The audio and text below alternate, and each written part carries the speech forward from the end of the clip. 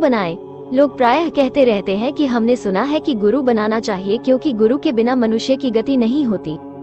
वे सोचते रहते हैं कि हम किसको गुरु बनाएं, और इसी सोच में पड़कर वे गुरु को ढूंढते भी रहते हैं। लेकिन ऐसे ढूंढ ढांढ कर कोई गुरु नहीं बन सकता, क्योंकि सच तो ये है कि गुरु बनाए नहीं जाते। यदि कोई इस प्रकार से किसी को गुरु बना भी ले तो एक दिन वह उन्हें छोड़ भी सकता है, छोड़ ही देता है। यहाँ पर भगवान श्री कृष्ण ने गुरु के विषय में एक बहुत अच्छी बात बताई है। इसे अच्छी तरह समझकर ध्यान में रखना चाहिए।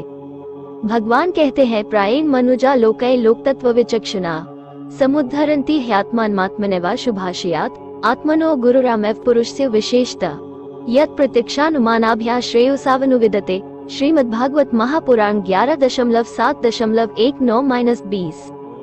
इस जगत में लोक तत्व विचक्षण, जो बुद्धिमान लोग होते हैं, वे स्वयं अपने प्रयत्न से अपना उद्धार कर लेते हैं। श्रीमद्भगवत गीता जी में कहा गया है कि हम स्वयं ही अपने सबसे अच्छे मित्र हैं, मन यदि अपने वश में हो तो, और हम स्वयं ही अपने सबसे बुरे शत्रु हैं, मन यदि अपने वश में न हो तो।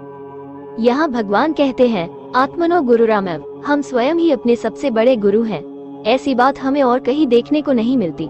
हम स्वयं अपने गुरु हैं, ऐसा सुनने पर लगता है ये कैसी बात है, ये तो हमारी समझ में नहीं आती। अब तक तो हमने यही सुना था कि गुरु की शरण में जाना चाहिए, गुरु के बिना ज्ञान नहीं होता, गति नहीं होती। इसीलिए यहाँ भगवान के कथन का भाव अच्छी प्रकार समझ लेना चाहिए। अब इसका अर्थ यह नहीं कि जीवन में किसी गुरु की आवश्यकता ही नहीं। यहाँ पर गुरु की आवश्यकता को या महत्व को नकारा नहीं जा रहा है। हमारे ध्यान को परमात्मा की ओर मोड़ देने वाले प्रत्यक्ष साक्षात गुरु की आवश्यकता में किसी प्रकार का संदेह नहीं।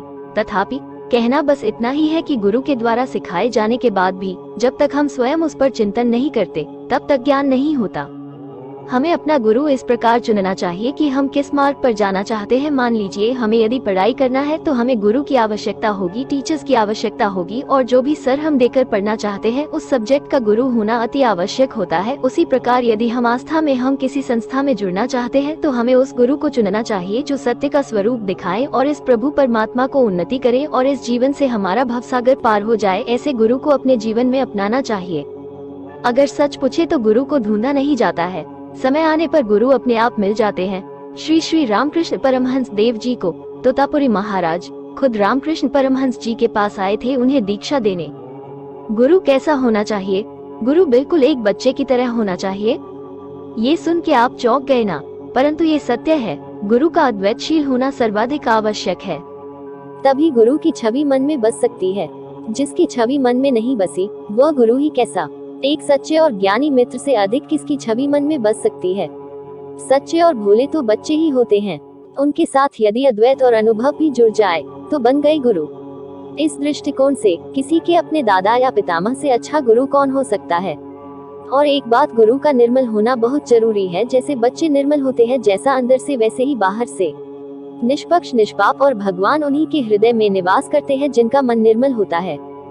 आशा करते हैं कि गुरु धारण करने संबंधी आप सभी के प्रश्न का उत्तर मिल गए होंगे।